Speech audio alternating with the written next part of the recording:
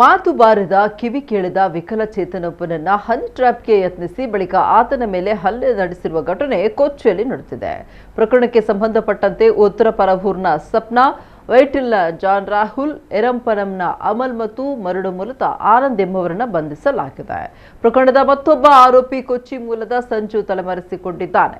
ಕೊಲ್ಲಂನ 30 ವರ್ಷದ ವಿಕಲಚೇತನ ಯುವಕನನ್ನ ಸಪ್ನಾ ಇನ್ಸ್ಟಾಗ್ರಾಮ್ ಮೂಲಕ ಪರಿಚಯ ಮಾಡಿಕೊಂಡಿದ್ದು, ಬಳಿಕ ಆತನನ್ನ ಭೇಟಿಯಾಗುವ ನೆಪದಲ್ಲಿ ಹೋಟೆಲ್ಗೆ ಕರೆಸಿಕೊಂಡಿದ್ದು.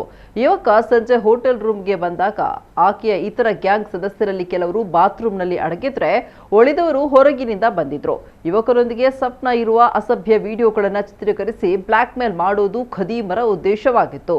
ಯುವಕ ಬಟ್ಟೆ ಬಿಚ್ಚಲು ಮತ್ತು ಅಸಭ್ಯ ಕೃತ್ಯಗಳಲ್ಲಿ ತೊಡಗಲು ನಿರಾಕರಿಸಿದ್ದಾಗ ಗ್ಯಾಂಗ್ ಆತನ ಮೇಲೆ ಹಲ್ಲೆ ನಡೆಸಿದೆ. ಯುವಕನ ಗೂಗಲ್ ಪೇ ಮೂಲಕ ಹಣ ಲೂಟಿ ಮಾಡಲು ಯತ್ನಿಸಿದೆ. ಆದರೆ ಖಾತೆಯಲ್ಲಿ ಹಣ ಇಲ್ಲದ ಕಾರಣ ಕೊನೆಗೆ ಯುವಕನ ಬೆತ್ತಲೆ ಫೋಟೋಗಳನ್ನು ತೆಗೆದು ಬೆದರಿಸಿ ಕಳುಹಿಸಿದ್ರು. ಸದ್ಯ ಯುವಕರ ದೂರಿನ ಮೇರೆಗೆ ಆರೋಪಿಗಳನ್ನು ಬಂಧಿಸಿರುವ ಪೊಲೀಸರು ಆರೋಪಿಗಳ ಫೋನ್ ವಶಪಡಿಸಿಕೊಂಡಿದ್ದು ತನಿಖೆ ನಡೆಸ್ತಾ ಇದ್ದಾರೆ.